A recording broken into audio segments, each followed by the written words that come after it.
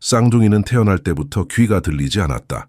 산모는 끝내 출산을 버티지 못해 세상을 떠났고 억만장자는 무너진 채 아이들을 고요와 슬픔이 감도는 저택에서 키워왔다.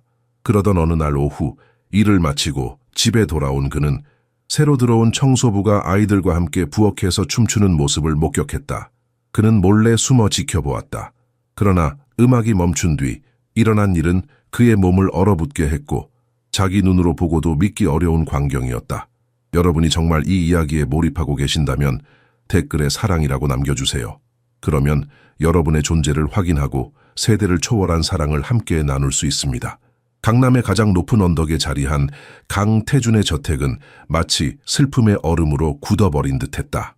마당의 소나무들조차 침묵을 지키는 이곳에서는 웃음소리가 메아리친 적이 3년째 없었다. 한때는 환한 빛으로 가득했을 이 저택의 창문들은 이제 비어있는 눈동자처럼 차갑게 세상을 바라볼 뿐이었다. 오늘도 대성과 대현이는 2층 거실 구석에 나란히 앉아 있었다. 태어날 때부터 청각장애를 가진 이 쌍둥이 형제는 세상에 태어나던 순간 그들의 어머니 한 수민을 잃었다. 5살이 된 지금까지도 그들은 마치 유리상자 안에 갇힌 듯 주변의 어떤 접근도 거부했다. 누가 다가가면 고개를 숙이고 눈을 내리깔며 자신들만의 세계로 더 깊이 숨어들었다. 대성아, 대현아, 오늘은 좀 먹을래. 가정부 진 여사의 목소리에도 아이들은 미동도 하지 않았다.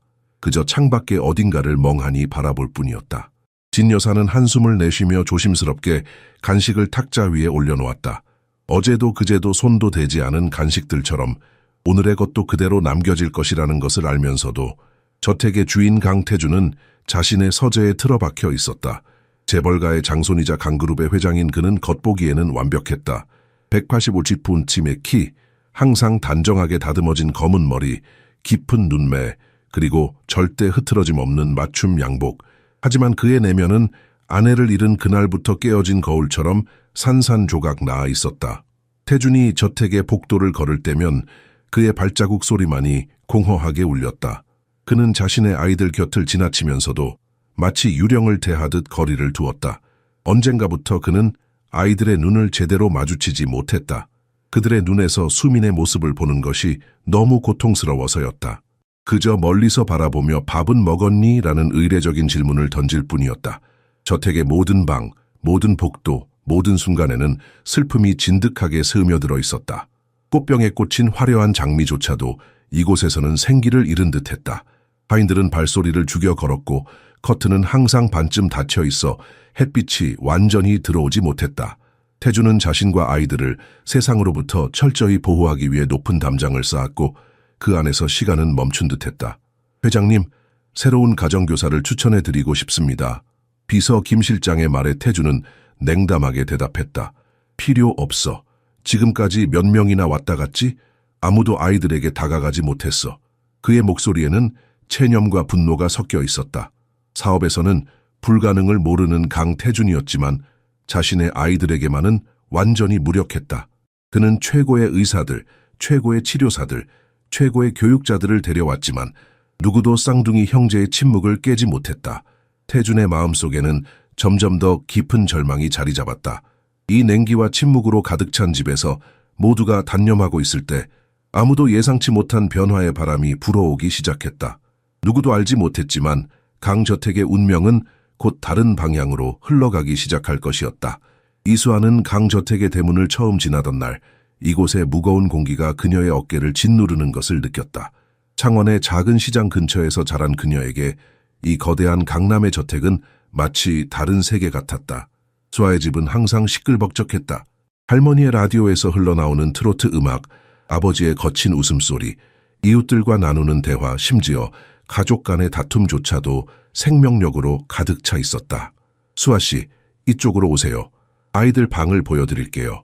진 여사의 목소리는 조심스러웠다. 마치 큰 소리로 말하는 것이 금기인 것처럼 수아는 조용히 고개를 끄덕이며 따라갔다. 그녀가 이 자리에 오게 된 것은 순전히 운이었다.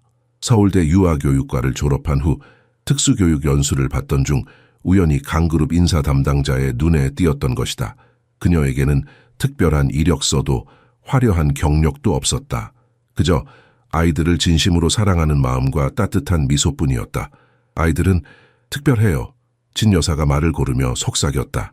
선생님처럼 젊고 열정 있는 분이 오셨지만 다들 오래 버티지 못했어요. 수아는 깊은 숨을 들이쉬었다. 이미 그녀는 대선기와 대현이의 상태에 대해 들었다. 태어날 때부터 청각장애를 가진 쌍둥이, 그리고 출산 중 어머니를 잃은 슬픈 이야기. 하지만 파일에 적힌 차가운 진단명보다 그녀는 그 아이들의 마음이 궁금했다. 2주가 지난 오늘 수아는 이 저택의 침묵의 리듬을 이해하기 시작했다.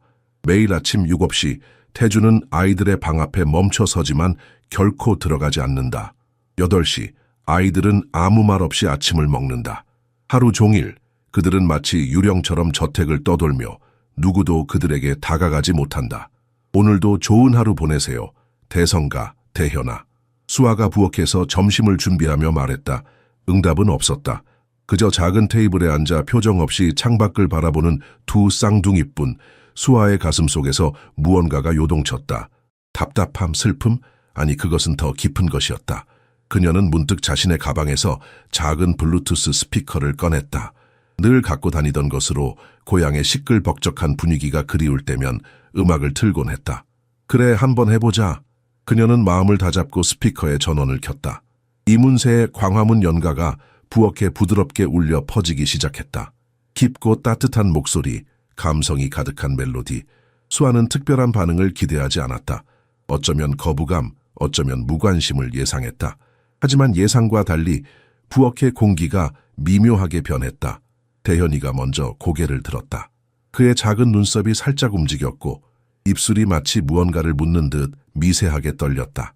옆에 앉아있던 대성이는 빠르게 눈을 깜빡였고 이내 자신의 발뒤꿈치로 의자 다리를 가볍게 두드리기 시작했다.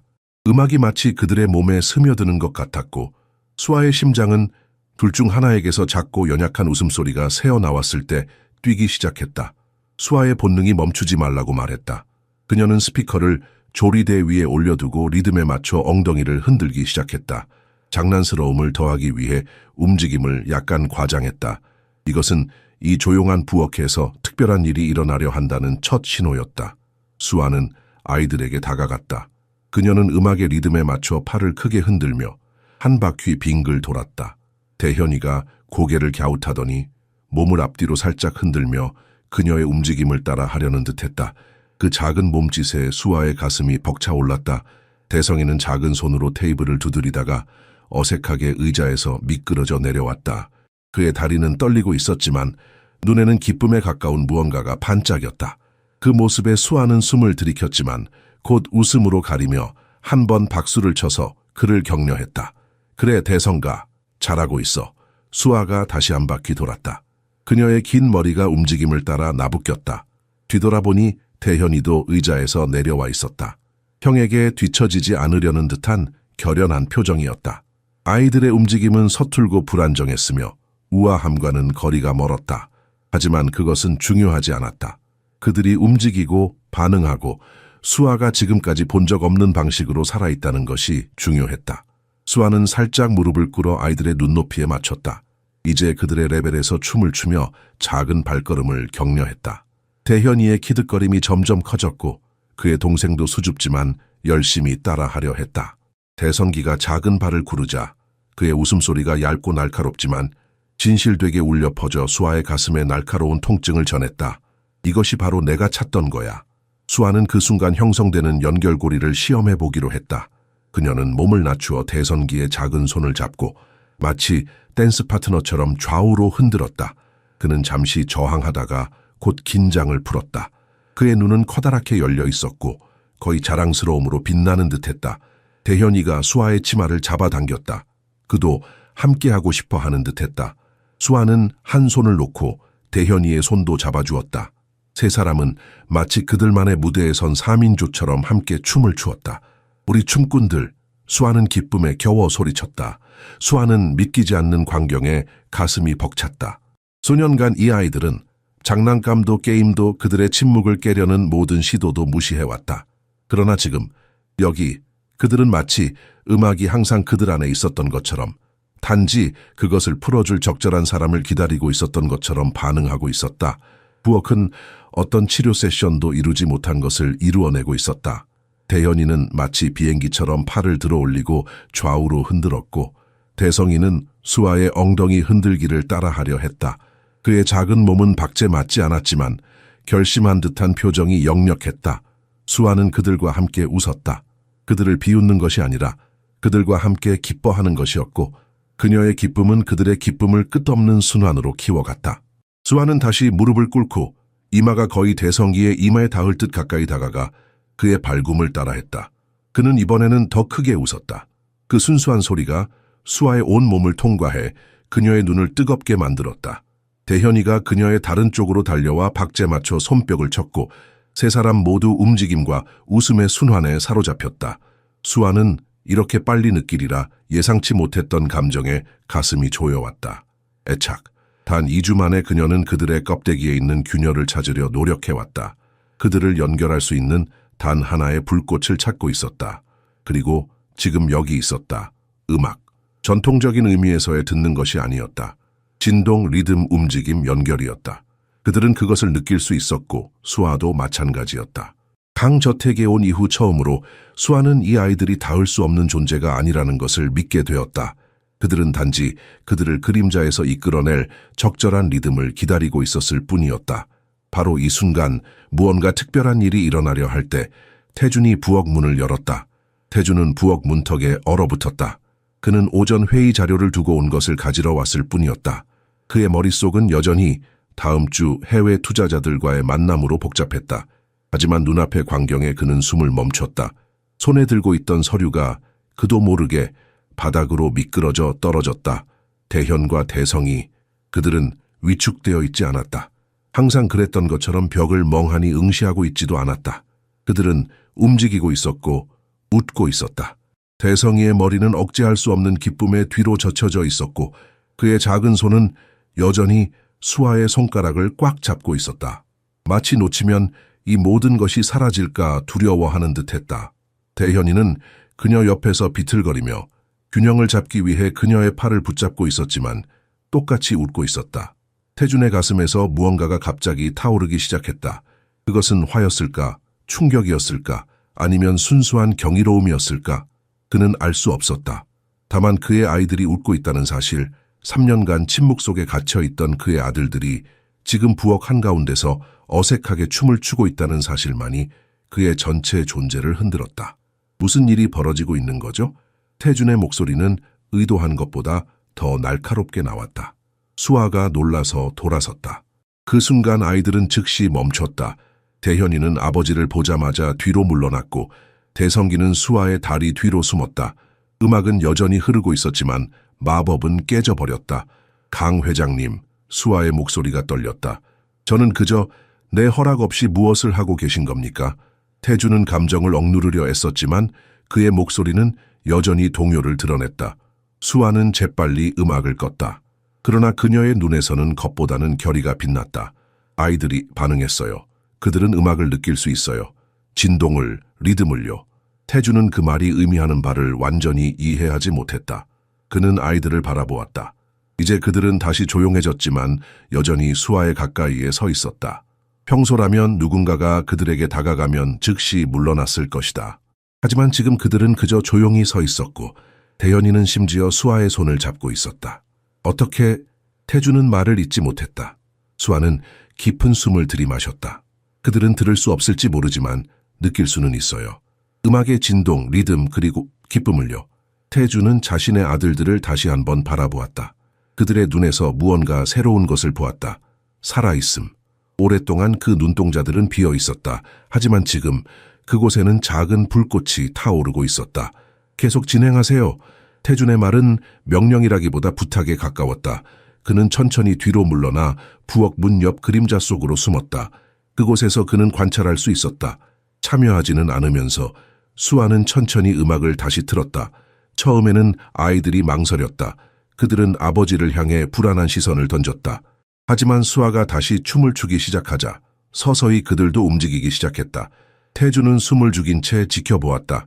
그가 지금까지 본 수많은 전문가들, 치료사들, 의사들이 해내지 못한 것을 이 젊은 여성이 단 몇 분 만에 이루어냈다. 그의 가슴 속에서 감정이 격렬하게 소용돌이쳤다. 기쁨과 질투, 희망과 두려움, 그리고 가장 크게는 혼란이. 오랫동안 그는 아이들의 상태가 영원할 것이라 믿어왔다. 그들은 영원히 닿을 수 없는 세계에 갇혀 있을 것이라고.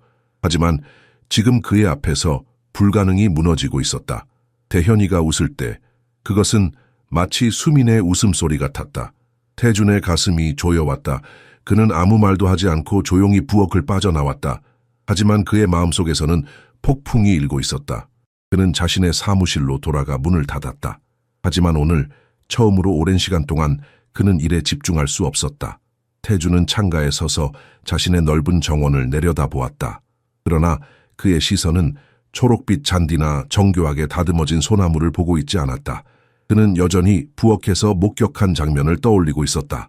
평소라면 이런 시간에 그는 회사 보고서를 검토하고 있었을 것이다. 하지만 오늘은 달랐다. 그의 손에 들려있던 서류는 아무런 의미도 갖지 못했다. 불가능한 일이야. 그는 자신에게 속삭였다. 하지만 그의 마음속에서는 다른 목소리가 그에게 반박했다. 네가 직접 보지 않았나? 그들이 웃는 것을, 움직이는 것을, 살아있는 것을. 태준은 서랍에서 액자를 꺼냈다. 3년 동안 그는 이 사진을 보지 않았다. 수민의 미소가 그를 바라보고 있었다. 그녀의 눈에는 항상 장난기가 가득했다. 어떻게 이렇게 심각할 수 있니?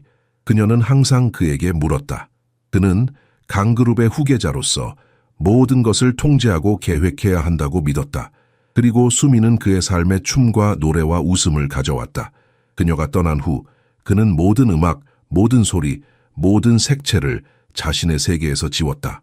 마치 슬픔이 그를 삼키지 않도록 모든 감각을 차단한 것처럼. 그리고 이제 이 젊은 여성이 와서 태준은 한숨을 내쉬었다. 다시 부엌으로 향하는 그의 발걸음은 무거웠다. 하지만 무언가가 그를 그곳으로 이끌었다. 그가 문 앞에 도착했을 때 음악은 이미 멈춰 있었다. 하지만 그는 여전히 아이들의 웃음소리를 들을 수 있었다. 문틈으로 들여다보니 수아가 테이블 위에 색종이를 펼쳐놓고 아이들과 함께 무언가를 만들고 있었다. 그녀는 대성이의 작은 손을 자신의 손 위에 올려놓고 종이를 어떻게 접는지 천천히 보여주고 있었다. 대현이는 옆에서 열심히 관찰하고 있었다. 태준은 문을 열고 들어갔다. 회장님, 수아가 놀라 고개를 들었다. 아이들은 즉시 경직되었다. 하지만 이번에는 완전히 움츠러들지 않았다. 대현이는 아버지를 바라보며 종이학을 들어 보였다. 그것은 완벽하지 않았다. 한쪽 날개는 구겨져 있고 머리 부분은 비뚤어져 있었다. 하지만 태준의 눈에는 그것이 세상에서 가장 아름다운 작품으로 보였다. 이건 그는 목이 메었다. 대현이가 직접 만들었어요. 수아가 부드럽게 말했다.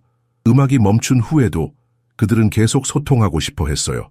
저는 그저 고마워요. 태준의 말은 갑작스러웠고 그조차 놀랐다. 그는 자신이 언제 마지막으로 누군가에게 감사를 표현했는지 기억하지 못했다. 수아의 눈이 놀라움으로 커졌다. 괜찮습니다, 회장님. 제가 아이들과 함께하는 것은 제 기쁨입니다. 태준은 대성이 옆에 빈 의자에 앉았다. 그의 아들은 잠시 망설이다가 종이를 아버지 쪽으로 밀었다. 그것은 초대였다. 태준은 천천히 종이를 들고 수아를 바라보았다. 저에게 보여주시겠어요? 그의 목소리는 부드러웠다. 거의 취약하게 들릴 정도로. 수아는 미소를 지었다.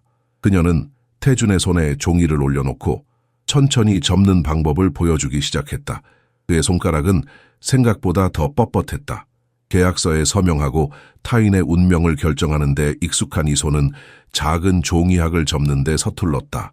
천천히 하셔도 돼요. 수아가 격려했다. 아이들도 처음에는 어려워했어요. 태준은 고개를 끄덕였다. 그의 손가락이 종이 위에서 움직일 때 대현이와 대성이는 집중해서 지켜보았다. 그들의 눈에는 호기심이 가득했다. 처음으로 그들은 아버지를 진정으로 보고 있었다.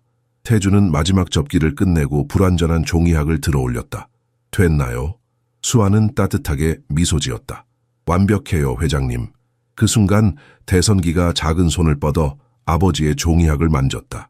그리고 대현이는 기쁨의 찬소리를 냈다. 그것은 웃음이었다. 아버지와 함께하는 기쁨의 웃음. 태준의 눈에 뜻밖의 눈물이 고였다. 그는 재빨리 고개를 돌려 아이들이 보지 못하게 했다. 하지만 수아는 보았다. 그녀는 조용히 의자에서 일어나 부엌 저편으로 물러났다. 이것은 아버지와 아들들의 순간이었다. 다음 날 새벽 태준은 동이 트기도 전에 잠에서 깼다. 그의 몸은 피곤했지만 마음은 전혀 쉬지 못했다. 침대 가장자리에 앉아 팔꿈치를 무릎에 기대고 고개를 숙인 채 그는 마치 기억의 무게가 그를 짓누르는 듯 느꼈다. 오늘의 의무들, 회의, 계약, 협상에 집중하려 해도 한 가지 이미지가 끊임없이 그의 마음에 침범해왔다. 웃고 있는 대현이와 대성이, 그들의 작은 발이 그들만 이해하는 듯한 리듬에 맞춰 어색하게 움직이는 모습. 그는 마치 삶이 갑자기 그들의 혈관에 부어진 것처럼 움직이는 그들을 보았다. 그 기억은 그를 감사함으로 채워야 했지만 대신 그를 동요하게 만들었다. 태주는 침대에서 일어나 방을 가로질러 걸었다. 창가에 서서 그는 아직 어둠에 잠긴 정원을 바라보았다. 바깥 세계가 잠든 이 시간에 그의 마음은 이전 날의 사건들을 끊임없이 반복했다. 아이들의 웃음소리, 수아의 미소, 그리고 자신의 심장이 종이학을 건네받는 대성이의 작은 손을 볼 때 느꼈던 그 강렬한 통증. 이게 다 무슨 의미지? 그는 자신에게 물었다. 수년 동안 그는 전문가들, 치료사들, 수많은 의사들로부터 아이들의 상태가 그들을 고립시킬 것이며 외부 세계와의 연결은 영원히 취약하고 불확실할 것이라는 말을 들어왔다. 그러나 불과 몇 분 만에 이 가정교사가 그들이 이루지 못한 것을 깨뜨렸다. 이는 고무적이면서도 동시에 두려운 일이었다. 왜냐하면 이는 그가 자신의 아이들에 대해, 그들의 고통에 대해, 그들의 삶을 정의해온 침묵에 대해 알고 있다고 생각했던 모든 것이 더 이상 확실하지 않다는 것을 의미했기 때문이다. 태준의 가슴이 마치 이 가능성에 저항하듯 조여들었다.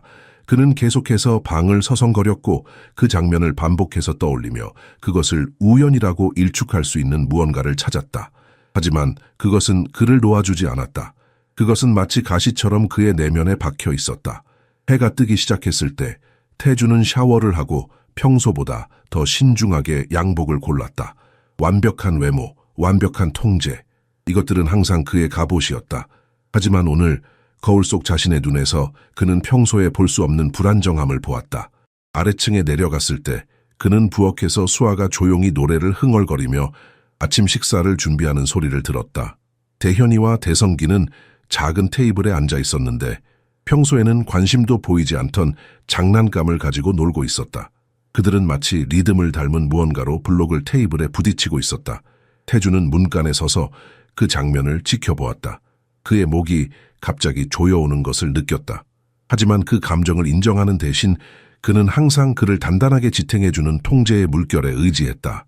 수아 씨, 그의 목소리가 마치 칼날처럼 주방을 가로질렀다. 잠시 얘기 좀 할 수 있을까요? 수아는 돌아서서 그를 바라보았다. 그녀의 얼굴에서 미소가 사라졌지만 그녀의 눈에는 여전히 따뜻함이 남아 있었다. 네, 물론이죠, 회장님. 태주는 그녀를 서재로 안내했다. 이곳은 그의 영역이었다. 벽은 책으로 가득 차 있고 무거운 참나무 책상은 질서정연하게 정리되어 있었다. 그는 이런 환경에서 더 강하게 느꼈다. 더 확신에 찼다. 어제 일에 대해서 그는 문을 닫으며 시작했다. 그러나 그가 말하려던 내용은 이미 그의 입에서 변하고 있었다. 어제 그가 느꼈던 분노와 혼란은 이제 더 복잡한 것으로 진화했다. 이것이 바로 수아가 자신의 아이들에게 무엇을 했는지 그녀에게 책망할 것이라 생각했지만 대신 그는 자신이 다른 질문을 하고 있는 것을 발견했다. 어떻게 하신 겁니까? 어떻게 그들에게 닿을 수 있었죠? 수아의 눈이 놀라움으로 약간 넓어졌다. 그녀는 대답하기 전에 잠시 생각했다. 회장님, 저는 단지 그들을 아이들로 보았을 뿐입니다. 장애물이 아닌 가능성을 가진 아이들로요. 수아의 대답은 단순했지만 태준에게는 마치 날카로운 바늘이 가슴을 찌르는 것 같았다. 가능성. 그는 언제부터 자신의 아들들을 가능성이 아닌 문제로 보기 시작했던 걸까? 그 생각이 그를 불편하게 만들었고 불편함은 곧 방어적인 태도로 변했다. 수아 씨, 당신은 이해하지 못합니다. 태준의 목소리는 차가웠다. 내 아이들은 특별한 도움이 필요해요.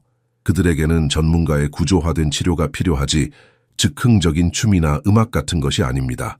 수아는 그의 날카로운 어조에도 불구하고 똑바로 서 있었다. 그녀의 눈에는 동요의 기색이 없었다. 대신 그곳에는 굳건한 결의가 빛나고 있었다. 회장님, 저는 전문가가 아닙니다. 하지만 제가 어제 본 것은 실제였습니다. 그녀의 목소리는 부드럽지만 확고했다. 대현이와 대성기가 웃었어요. 그들이 춤을 추었어요. 그들이 반응했어요. 이것이 바로 제가 말하는 가능성입니다. 태주는 창가로 걸어가 등을 돌렸다. 아침 햇살이 정원의 이슬에 반사되어 빛나고 있었다. 그는 자신의 감정을 가라앉히려 애썼다. 왜 이 대화가 그를 이렇게 동요시키는 걸까? 당신은 단 며칠 만에 5년간의 전문적인 진단을 무시하려는 겁니까? 그는 여전히 창밖을 바라보며 물었다. 수아는 심호흡을 했다. 아니요, 회장님. 저는 그런 진단을 무시하는 게 아닙니다. 하지만 저는 그 진단이 아이들의 모든 것을 정의하지는 않는다고 믿습니다. 그녀는 한 발짝 더 다가갔다. 회장님, 제가 보기에 아이들에게 가장 필요한 것은 구조나 치료 일정표가 아닙니다. 그들에게 필요한 건 기쁨입니다. 그들이 그동안 박탈당했던 유일한 것이죠. 그녀의 말은 마치 타격처럼 느껴졌다. 왜냐하면 그 깊은 곳에서 태주는 그녀가 옳다는 것을 알고 있었기 때문이다. 그는 눈을 감고 아이들의 웃음소리를 다시 떠올렸다. 그것은 마치 수민이 그를 부르는 것 같았다. 당신이 어떤 자격으로 이런 말을 하는지 모르겠군요. 그의 목소리에는 이전의 날카로움이 없었다. 대신 그곳에는 피로와 혼란이 묻어 있었다. 수아는 잠시 침묵했다. 그녀는 태준의 어깨에 내려앉은 무게를 볼 수 있었다. 그는 강그룹의 회장이자 냉철한 사업가로 알려져 있었지만 지금 이 순간 그는 그저 상처받은 아버지였다. 회장님, 저는 전문가가 아닙니다. 그녀는 부드럽게 반복했다. 저는 의사도 아니고 치료사도 아닙니다. 하지만 제가 아는 것은 아이들이 항상 더 많은 것을 느끼고 이해하고 알고 있다는 것입니다. 우리가 그들에게 기회를 준다면 말이죠. 태주는 천천히 돌아섰다. 수아와 마주하며 그의 얼굴에는 복잡한 감정이 교차했다. 분노, 의심, 희망, 그리고 가장 크게는 두려움. 그럼 당신은 내가 아이들에게 기회를 주지 않았다고 생각합니까? 그의 목소리가 갈라졌다. 수아는 고개를 저었다. 아니요, 회장님. 저는 당신이 아이들을 지키려고 최선을 다했다고 생각합니다. 하지만 때로는 지키는 것이 가두는 것이 될 수 있습니다. 그녀의 말은 공기 중에 무겁게 매달렸다. 태주는 무언가 말하려 했지만 그 순간 문이 살짝 열렸다. 진 여사가 조심스럽게 고개를 내밀었다. 죄송합니다만 회장님, 김 실장님이 오셨습니다. 해외 투자자들과의 화상회의가 10분 후에 시작한다고 합니다. 태주는 고개를 끄덕였다. 고맙습니다. 곧 가겠습니다. 진 여사가 나간 후 방 안에는 다시 침묵이 내려앉았다. 태주는 서랍에서 서류 몇 장을 꺼내며 대화를 마무리 지었다. 수아 씨, 우리 나중에 이 대화를 계속하죠. 지금은 시간이 없네요. 그러나 두 사람 모두 이것이 단순한 미루기가 아니라는 것을 알고 있었다. 태주는 숨 쉴 공간이 필요했다. 수아의 말이 그의 마음 깊은 곳에 파문을 일으켰고 그는 그 의미를 받아들일 준비가 되어 있지 않았다.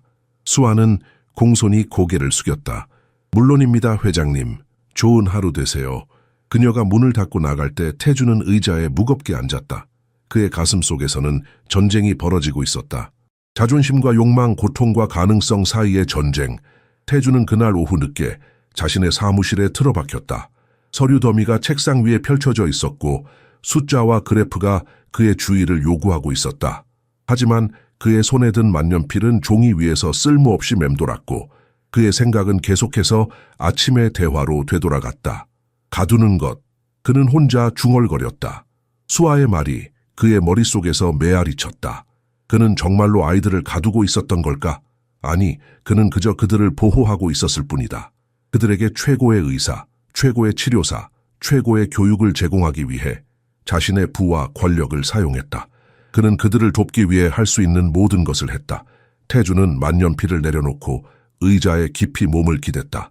마음속에서 분노와 의심이 소용돌이쳤다. 어떻게 그 젊은 여성이 특별한 자격증도 없고 명문대 박사 학위도 없는 그녀가 불과 몇 주 만에 5년간의 치료와 수억 원의 투자가 이루지 못한 것을 해낼 수 있었을까? 그는 창밖으로 시선을 돌렸다. 서울의 스카이라인이 그의 앞에 펼쳐졌다. 이 도시에서 그의 이름은 힘과 성공의 상징이었다. 강그룹의 회장으로서 그는 수천 명의 직원들의 운명을 좌우했다.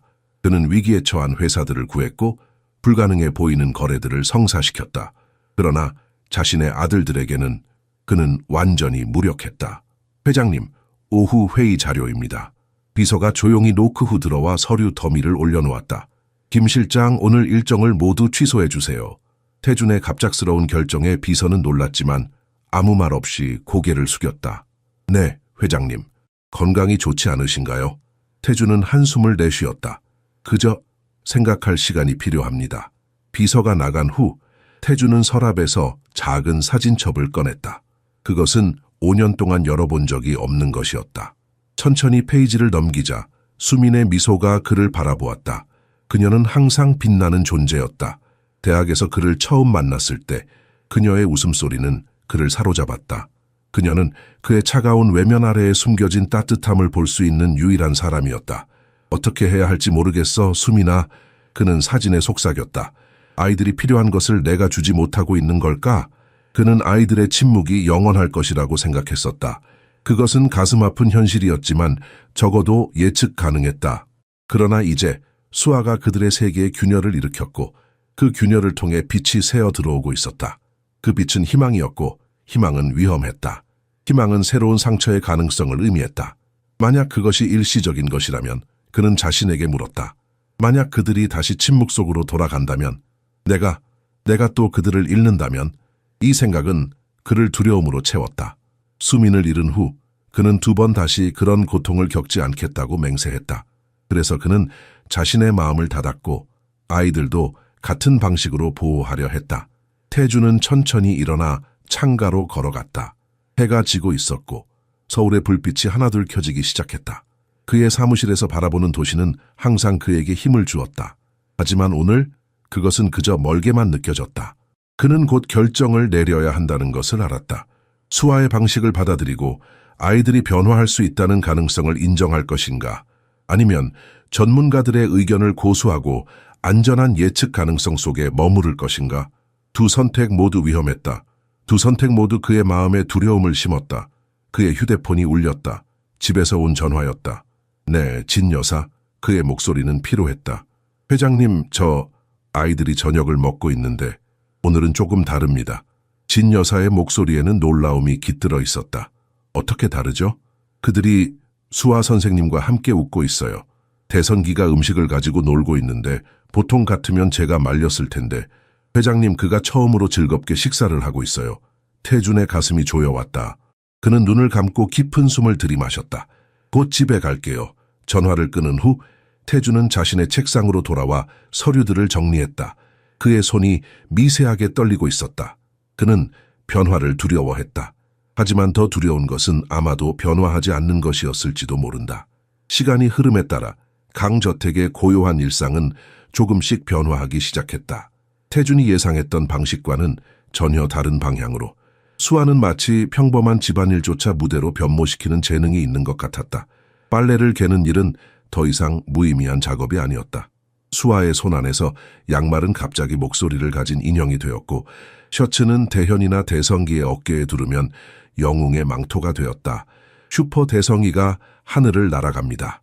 우웅. 수아가 작은 티셔츠를 망토처럼 펼치며 노래했다. 처음에는 아이들이 그저 호기심 어린 눈으로 지켜볼 뿐이었다. 그들의 작은 눈동자가 청아 수아의 생기 넘치는 얼굴 사이를 오가며 관찰했다. 하지만 서서히 거의 눈치채지 못할 정도로 그들의 입술이 미소를 띠기 시작했고 손가락이 앞으로 움직여 직접 인형을 만져보려 했다.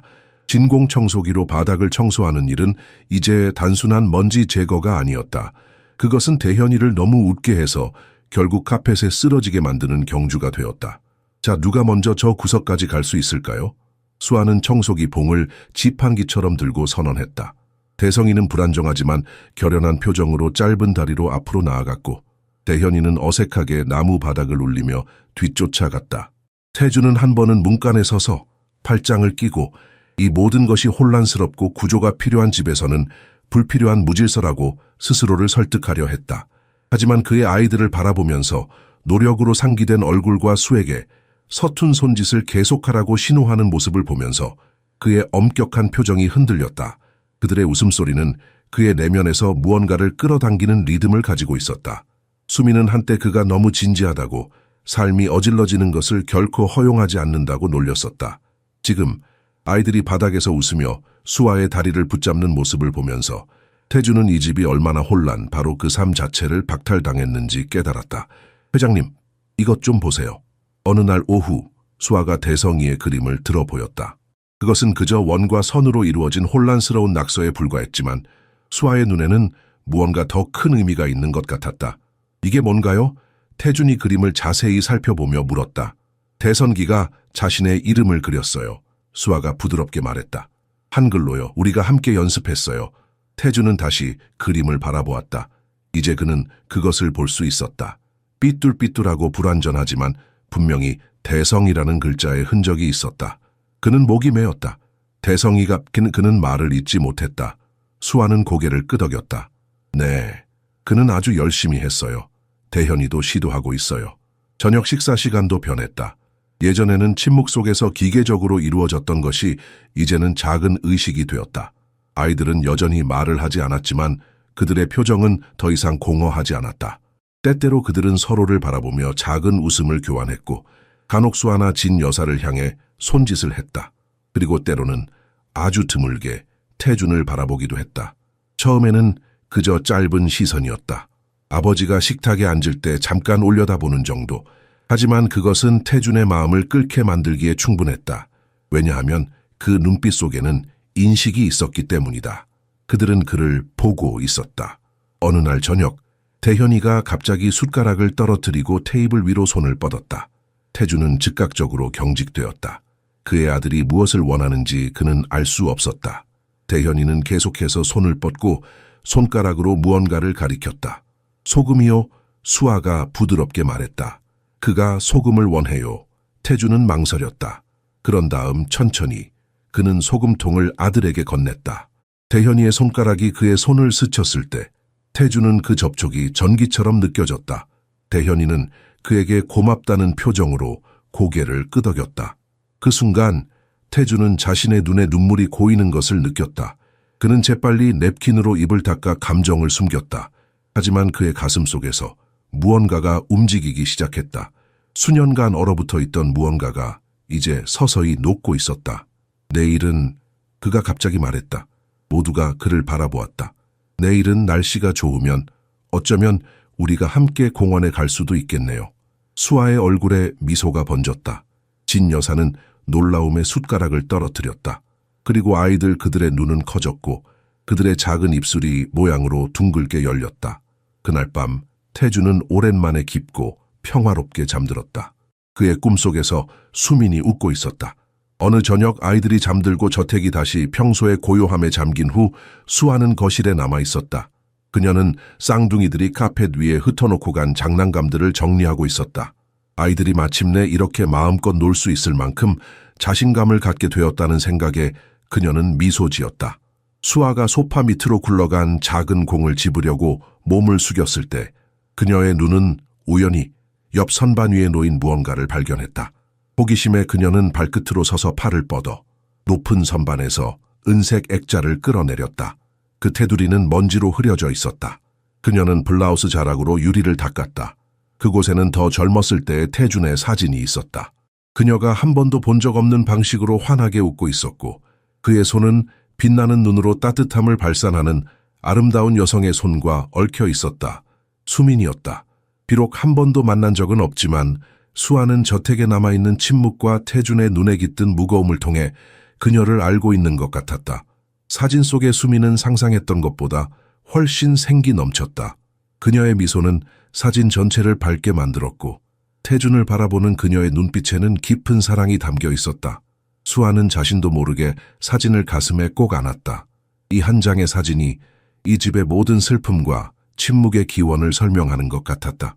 많이 닮았어요. 수아는 작게 속삭였다. 대성이는 어머니의 눈을, 대현이는 그녀의 미소를 가졌네요. 그녀는 한동안 그 사진을 바라보았다. 그리고 무언가 결심한 듯 액자를 다시 선반 위에 올려놓으려다가 망설였다. 원래 있던 높은 선반 대신 그녀는 좀 더 낮은 선반, 아이들의 눈높이에 맞는 곳을 선택했다. 아이들이 자신의 어머니를 알 권리가 있어요. 그녀는 자신에게 말했다. 그녀가 단지 빈자리가 아니라 한때 웃고 사랑했던 살아있는 존재였다는 것을. 그날 밤 늦게 수아가 자신의 방으로 돌아갔을 때 그녀는 갑자기 자신이 한 일에 대해 불안해졌다. 태준이 그 사진을 숨겨둔 이유가 있었을 것이다. 어쩌면 그것은 그에게 너무 고통스러운 기억이었을지도 모른다. 그녀는 이불을 끌어당기며 스스로에게 물었다. 내가 월권한 걸까? 하지만 그녀의 마음속 깊은 곳에서는 이것이 옳은 일이라는 확신이 있었다. 아이들은 자신의 뿌리를 알아야 했다. 그들의 어머니가 누구였는지, 얼마나 아름다웠는지를. 다음 날 아침, 수아는 평소보다 일찍 일어났다. 그녀는 부엌에서 아침 식사를 준비하며 불안하게 시계를 쳐다보았다. 태준이 사진을 발견하면 어떤 반응을 보일까? 그가 화를 낼까? 아니면 이해할까?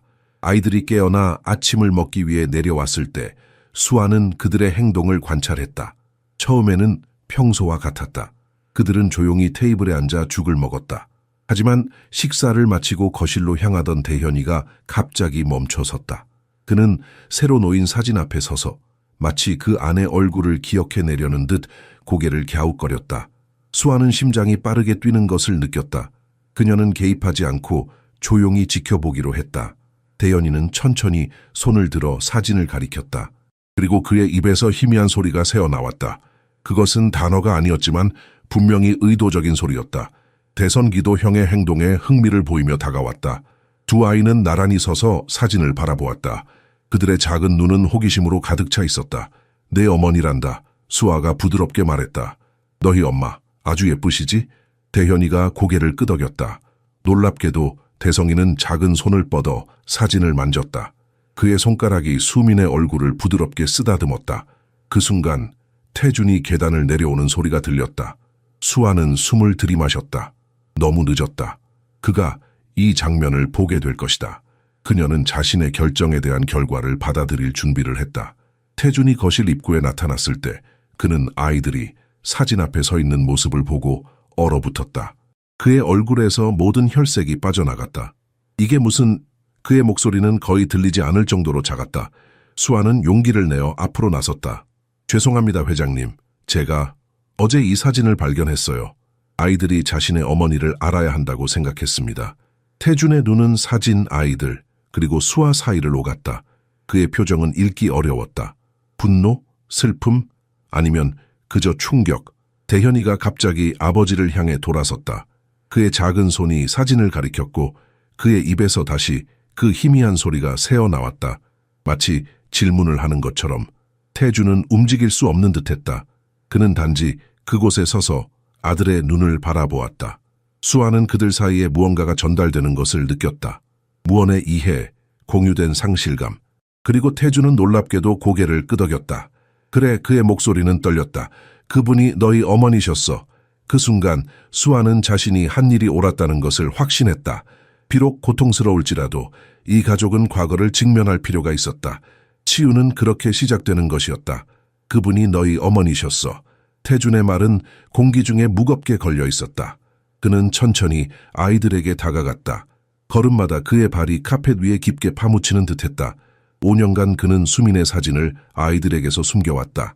그들이 이해하지 못할 것이라고, 그들에게 혼란만 가중시킬 것이라고 자신을 설득해왔다. 하지만 지금 그들의 눈에서 번쩍이는 인식을 보면서 그는 자신이 얼마나 틀렸는지 깨달았다. 대현이가 고개를 들어 아버지를 바라보았다. 그의 눈에는 질문이 가득했다. 그는 다시 사진을 가리켰다가 자신의 가슴에 손을 올렸다. 마치 내 안에 있는 사람이에요? 라고 묻는 것 같았다. 태준은 목이 메었다. 그는 아들 옆에 무릎을 꿇고 앉았다. 그래, 대현아, 너희 어머니야. 너희가 태어났을 때 그녀는 우리를 떠났어. 대현이의 눈이 커졌다. 그리고 갑자기 놀랍게도 그는 자신의 작은 손을 들어 올려 어색한 손짓을 만들었다. 그것은 서투르고 불확실했지만 분명한 의도가 있었다. 어머니, 수아가 숨을 들이켰다. 그가 어머니라는 수화를 만들고 있어요. 태준은 믿을 수 없다는 듯이 바라보았다. 어떻게 그가 알지?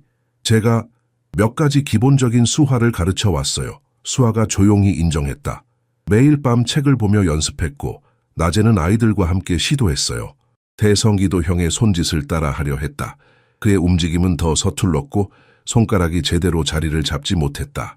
하지만 의도는 분명했다. 그 역시 어머니라는 단어를 말하고 있었다. 태준의 가슴이 무너져 내리는 것 같았다. 그는 지금까지 자신의 아이들을 과소평가해왔다. 그들의 침묵 속에서 그들은 항상 이해하고 있었다. 아마도 그들은 자신의 어머니가 누구인지 항상 궁금해했을 것이다. 그저 그것을 표현할 방법을 몰랐을 뿐. 내 어머니는 너희를 너무 사랑했단다. 태준이 갑자기 말했다. 그의 목소리는 떨렸지만 그는 계속했다. 그녀는 너희가 태어나기도 전에 너희에게 말을 걸곤 했어. 너희가 그녀의 뱃속에서 움직일 때마다 그녀는 웃음을 터뜨렸지. 대현이와 대성이는 그를 집중해서 바라보았다. 마치 그들의 어머니에 대한 모든 이야기를 흡수하려는 듯했다. 태주는 자신이 이렇게 오랫동안 말을 한 적이 없다는 것을 깨달았다. 특히 아이들에게. 그녀의 이름은 한수민이었어. 그녀는 음악을 좋아했어. 항상 집 안에서 노래를 부르고 춤을 추곤 했지. 때로는 내가 일하고 있을 때도 그녀는 내 사무실에 들어와 음악을 틀곤 했어. 그는 쓴웃음을 지었다. 나는 화를 내는 척했지만 사실 나는 그것을 좋아했어. 수아는 조용히 뒤로 물러나 그들에게 공간을 주었다. 그녀의 눈은 눈물로 빛났다. 그녀는 이것이 얼마나 태준에게 어려운 순간인지 이해했다. 5년간의 침묵을 깨는 것, 그의 상처를 여러 아이들에게 보여주는 것. 대선기가 갑자기 사진에서 손을 뻗어 아버지의 얼굴을 만졌다. 그의 작은 손가락이 태준의 눈가를 쓰다듬었다. 그곳에 맺힌 눈물을 닦아내듯이 태준은 자신도 모르게 아들의 손을 잡았다. 그리고 대현이도 다가와 그의 다른 손을 잡았다. 그 순간 그들은 진정한 의미의 가족처럼 느껴졌다. 함께 슬퍼하고 함께 기억하고 함께 치유하는. 어머니는 항상 웃으셨어요. 태준이 계속했다. 그녀는 모든 것에서 아름다움을 볼 수 있었지. 비 오는 날에도 그녀는 창가에 앉아 빗방울이 창문을 타고 내려가는 것을 보며 미소 지었어. 세상이 씻겨지고 있어요, 태준 씨. 그녀는 항상 그렇게 말했지. 대현이가 손을 뻗어 사진을 조심스럽게 만졌다. 그의 손가락이 수민의 미소 위를 맴돌았다. 태준은 아들이 자신의 미소가 어머니와 닮았다는 것을 인식하고 있는지 궁금했다. 그녀는 너희를 너무 기다렸단다. 태준이 속삭였다. 매일 밤 그녀는 너희에게 이야기를 들려주곤 했어. 너희가 태어나면 데려갈 모든 장소들에 대해 말했지. 그녀는 너희에게 세상을 보여주고 싶어 했어. 갑자기 대성이의 입에서 작은 소리가 새어나왔다. 그것은 단어가 아니었다. 그저 부드러운 음절이었다. 하지만 그 소리는 태준의 심장을 멈추게 했다. 대성이가 다시 시도했다. 어머니, 수아가 부드럽게 말했다. 그가 어머니라고 말하려고 하고 있어요. 태준은 숨을 쉴 수 없었다. 그의 아들이 말을 시도하고 있었다. 아무리 불완전하고 희미할지라도 그것은 시도였다. 그의 세계는 새로운 가능성으로 열리고 있었다. 그래, 대성아, 그는 떨리는 목소리로 말했다. 어머니, 내 어머니야. 그녀는 항상 너희와 함께 있을 거야. 여기에. 그는 아들의 작은 가슴에 손을 올렸다. 대현이도 자신의 가슴에 손을 올렸다. 어머니. 태준은 더 이상 눈물을 참을 수 없었다. 그들은 자유롭게 흘러내렸다. 그리고 놀랍게도 그는 부끄럽지 않았다. 수민이라면 이 순간을 자랑스러워했을 것이다. 비가 내리는 어느 오후, 저택은 평소보다 더 무겁게 느껴졌다. 하늘에서 떨어지는 빗방울이 유리창에 부딪히는 소리는 이상하게도 태준에게 위안을 주었다. 그는 언제나처럼 서재에 틀어박혀 있다가 아이들을 확인하러 내려왔다. 거실로 들어서려다 태준은 문간에 멈춰섰다. 수아가 카펫 위에 무릎을 꿇고 앉아 있었다. 그녀 옆에는 노트가 펼쳐져 있었다. 쌍둥이들은 그녀 앞에 앉아 그녀의 모든 움직임을 주시하고 있었다. 노트에는 낙서가 가득했다. 손 모양 그림들, 화살표들, 반복된 단어들. 태준은 눈을 가늘게 뜨고 그것을 바라보았다. 이게 뭡니까? 그의 목소리는 의심과 혼란 사이에서 걸려 있었다. 수아는 고개를 들어 그를 바라보았다. 그녀의 표정은 차분했지만 눈에는 긴장된 결의가 깃들어 있었다. 제가 아이들을 위해 배우고 있는 것입니다. 그녀가 부드럽게 대답했다. 뭘 배운다는 겁니까? 수아는 심호흡을 하고 자세를 바로 했다. 한국 수화요. 제가 몇 주 동안 매일 밤 조금씩 공부해왔어요. 태준의 얼굴에 놀라움이 스쳤다. 수화라고요? 수아는 고개를 끄덕였다. 네. 아이들이 듣지 못한다고 해서 그들이 이해하지 못한다는 뜻은 아니니까요. 그들에게는 단지 다른 방식의 언어가 필요할 뿐입니다. 그녀의 말은 태준의 가슴에 화살처럼 꽂혔다. 물론 전문가들은 수화에 대해 말했었다. 하지만 그들은 아이들이 너무 폐쇄적이어서 그것을 배우기 어려울 것이라고 했다. 그는 그 말을 받아들였고 다른 방법을 찾았다. 그러나 여기 자격증도 없는 이 젊은 여성이 스스로 공부하여 보여주세요. 그의 말은 명령이라기보다 부탁에 가까웠다. 수아는 쌍둥이들을 향해 돌아섰다. 천천히, 의도적으로 그녀는 손을 들어 하나의 기호를 만들었다. 놀다. 그녀의 입술이 단어를 형성하는 동안 그녀의 손가락이 움직였고 그녀의 표정은 초대로 가득 찼다. 대현이의 눈이 즉시 커졌다. 대성이는 앞으로 몸을 기울이며 눈썹을 찌푸리고 집중했다. 그들은 이전에도 치료사들이 손을 사용하는 것을 본 적이 있었지만 수액에서 나오는 것처럼 온기와 인내심을 담고 있지는 않았다. 태주는 조용히 방으로 들어섰다. 수아는 직접적으로 그에게 대답하지 않았다. 대신 그녀는 다른 단어를 형성했다. 행복. 그녀는 움직임을 약간 과장했고 한 번 더 반복한 다음 자신의 가슴에 손을 가볍게 올렸다. 아이들은 깜빡이더니 그 움직임을 따라하려 했다. 그들의 작은 손가락은 서툴렀고 몸짓은 어색했지만 노력은 부인할 수 없었다. 수아는 그들을 격려했고 그들이 점점 더 자신감 있게 기호를 반복할 때 그녀의 자부심이 분명히 드러났다. 언제 시작했습니까? 태준이 물었다. 그의 목소리는 평소보다 부드러웠다. 한 달 전쯤요. 수아가 대답했다. 처음에는 단지 몇 가지 기본적인 단어를 배우려고 했어요. 안녕, 감사합니다, 물, 음식 같은 것들요. 하지만 아이들이 반응하는 것을 보고 계속 공부하게 되었어요. 태주는 쌍둥이들이 수아의 손짓을 따라하려고 노력하는 모습을 지켜보았다. 특히 대선기가 수아의 손을 그의 작은 손으로 감싸고 마치 점토를 빗듯이 올바른 형태로 만드는 것을 보았다. 그 이미지는 그의 가슴을 아프게 했다. 그의 아들은 말하고 싶어 했다. 항상 그랬다. 그들은 단지 그들의 언어로 말할 기회가 없었을 뿐이다. 제가 배울 수 있을까요? 태준의 말이 그를 놀라게 했다. 수아의 눈이 기쁨으로 빛났다. 물론이죠, 회장님. 아주 기쁜 마음으로 가르쳐 드리겠습니다. 태준은 불편하게 카펫 위에 앉았다. 그의 맞춤 양복은 이런 자세에 맞게 디자인되지 않았다. 하지만 그는 신경 쓰지 않았다. 그는 단지 자신의 아들들과 소통하고 싶었다. 가장 기본적인 것부터 시작하죠. 수아가 말했다. 그녀는 그녀의 노트를 태준 쪽으로 밀었다.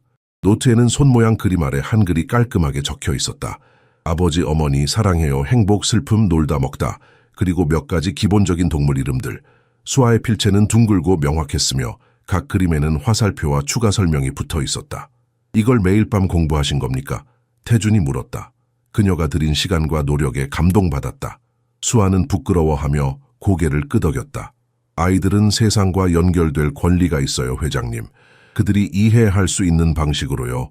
태준의 눈이 그녀의 노트에서 그의 아들들로 향했다. 그들의 눈에서 그는 열망을 보았다. 배움에 대한, 소통에 대한 갈증. 그들은 항상 그곳에 있었지만 그는 너무 눈이 멀어 보지 못했다. 알려주세요. 그가 말했다. 그의 목소리는 결단력으로 가득 찼다. 제가 배우고 싶습니다. 지금 당장. 대현이가 갑자기 그의 팔을 잡아당겼다.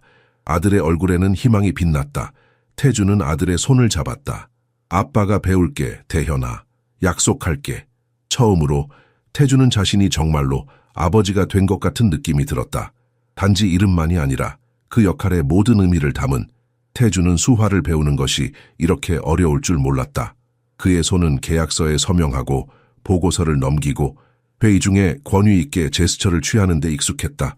하지만 섬세한 손가락 움직임과 표정의 미묘한 변화는 그에게 완전히 새로운 도전이었다. 이렇게 손가락을 구부리세요. 수아가 인내심 있게 지시했다. 그들은 거실에서 1시간 넘게 연습하고 있었다. 아이들은 여전히 그들 주변에 앉아 어른들의 교류를 집중해서 지켜보고 있었다. 이렇게요. 태준이 손가락을 어색하게 구부렸다. 수아가 미소 지었다. 거의 다 왔어요. 하지만 손목을 좀 더 부드럽게 해보세요. 그래야 고맙습니다와 미안합니다의 차이가 생겨요. 태준은 다시 시도했다. 그의 임에는 집중으로 인한 작은 땀방울이 맺혔다. 대성그룹 회장으로서 그는 실패에 익숙하지 않았다. 하지만 이것은 그가 정복해야 하는 기술이었다. 그의 아들들과의 소통이 걸려 있었다. 아직도 어색해 보이네요. 그가 자기 손을 바라보며 인정했다. 괜찮아요. 수아가 격려했다. 이건 마치 새로운 언어를 배우는 것과 같아요. 시간이 필요하죠. 대현이가 갑자기 아버지에게 다가왔다. 그는 아버지의 손을 자신의 작은 손으로 잡고 올바른 위치로 조정했다. 그의 작은 손가락이 아버지의 손가락을 부드럽게 구부렸다. 태준은 숨을 멈췄다. 아들이 그를 가르치고 있었다. 그 순간의 역할 전환이 그를 압도했다. 5년간 그는 아이들을 고치려 했다. 그는 최고의 의사들에게 막대한 비용을 지불했고 가장 진보된 치료 방법들을 시도했다. 하지만 지금 그의 아들이 그를 돕고 있었다. 정말 잘 가르치는구나. 대현아, 태준이 목이 메어 말했다. 대현이는 고개를 들어 아버지를 바라보았다. 그의 눈에는 자부심이 빛났다.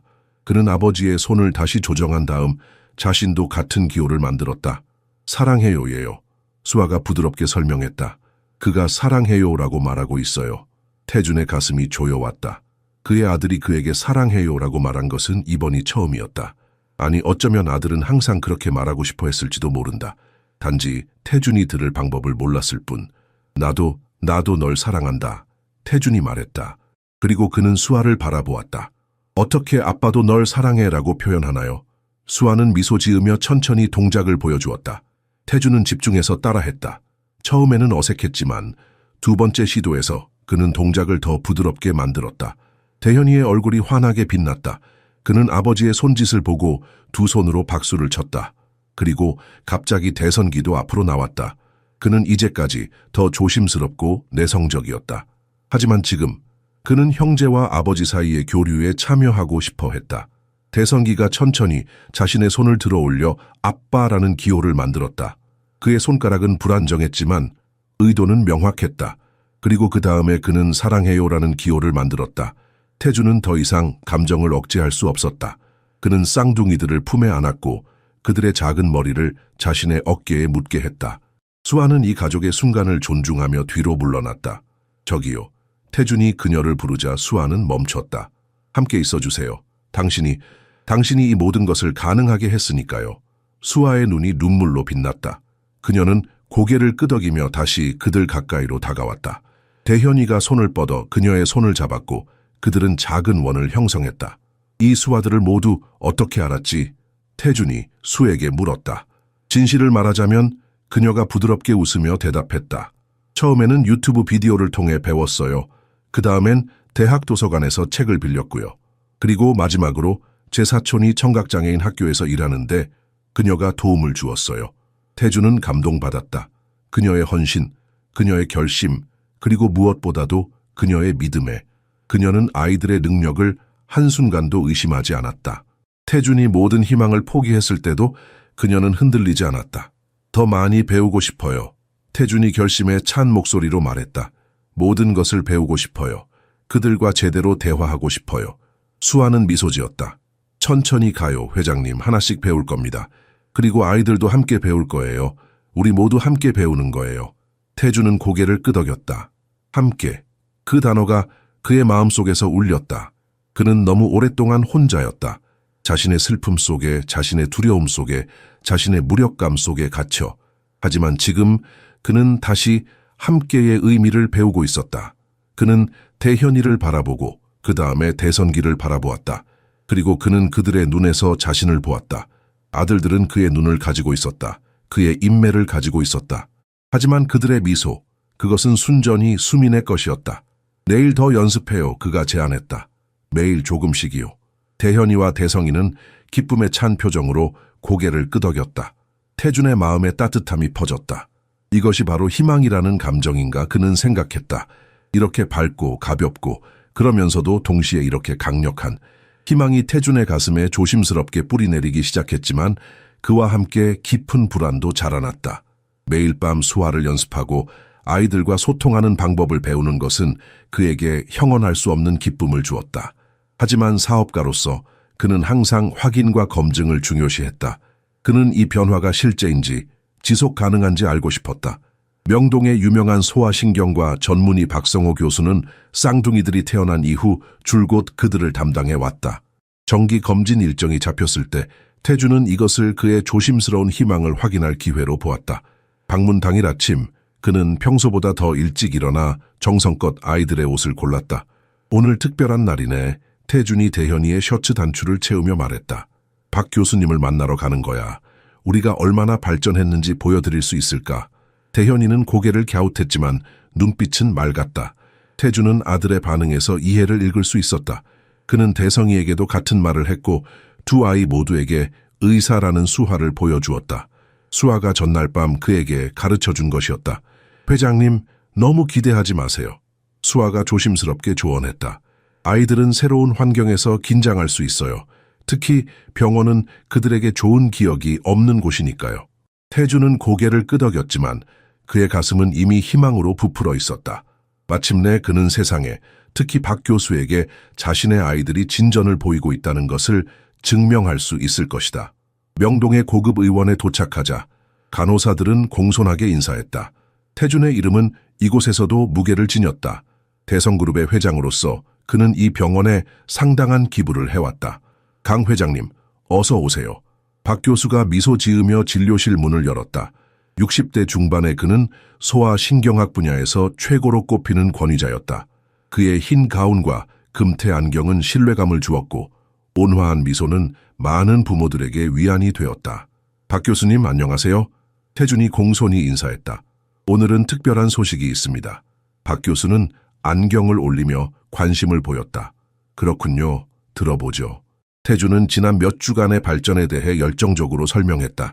아이들이 음악에 반응한 것, 웃음소리, 수화를 배우기 시작한 것까지. 그가 말하는 동안 박 교수는 차분하게 메모를 하며 때때로 고개를 끄덕였다. 정말 고무적인 소식이군요. 박 교수가 말했다. 한번 확인해 볼까요? 태준은 가슴이 뛰는 것을 느꼈다. 그는 아이들을 향해 몸을 숙이고 그들에게 배운 수화를 보여달라고 격려했다. 그러나 대현이와 대성이의 반응은 그가 예상한 것과 달랐다. 대현이는 갑자기 아버지의 얼굴에서 시선을 돌렸다.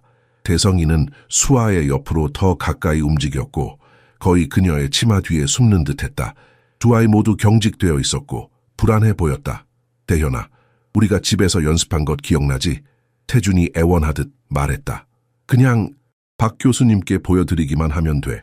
하지만 아이들은 더욱 움츠러들었다. 대성이의 눈에는 눈물이 고였고 대현이는 자신의 손을 꽉 쥐고 있었다. 박 교수는 침착하게 관찰하다가 부드럽게 개입했다. 괜찮습니다, 회장님. 아이들에게 압력을 주지 마세요. 이런 반응은 자연스러운 겁니다. 태준은 절망감을 느꼈다. 하지만 그들은 할 수 있어요. 집에서는 매일 하고 있다고요. 믿습니다. 박 교수가 달랬다. 하지만 이런 일시적인 진전에 너무 많은 의미를 부여하지 마세요. 임상 환경에서 재현되지 않는 일화적인 개선은 종종 태준은 더 이상 듣지 않았다. 그의 귀에는 일시적, 일화적이라는 단어만이 울렸다. 그는 자신의 희망이 무너지는 것을 느꼈다. 그의 가슴은 무거워졌고 목은 메었다. 진료가 끝나고 집으로 돌아오는 차 안에서 태준은 침묵에 잠겼다. 수아는 옆에서 아이들을 달래며 그들이 무서워하지 않게 안심시켰다. 괜찮아, 대성과 대현아. 그녀가 부드럽게 속삭였다. 집에 가면 우리 좋아하는 음악 들을까? 그리고 새로운 수화도 배울 거야. 태준은 창밖을 바라보았다. 서울의 번화한 거리가 흐릿하게 지나갔다. 그의 마음속에서는 분노와 좌절감이 소용돌이쳤다. 박 교수님은 잘못됐어요. 그가 갑자기 말했다. 그는 아이들을 정말로 보지 않았어. 단지 차트와 통계만 보았을 뿐이야. 수아는 조심스럽게 대답했다. 의사들은 그들의 방식이 있어요, 회장님. 하지만 중요한 것은 우리가 매일 보는 것, 느끼는 것이에요. 그 진전은 실제예요. 태주는 그녀의 말에 위안을 얻고 싶었다. 하지만 오랜 세월 동안 그는 전문가들의 의견을 신뢰해왔다. 그의 사업적 성공은 전문가들의 조언을 따르는 능력에 기반했다. 그런데 지금 그는 갈림길에 서 있었다.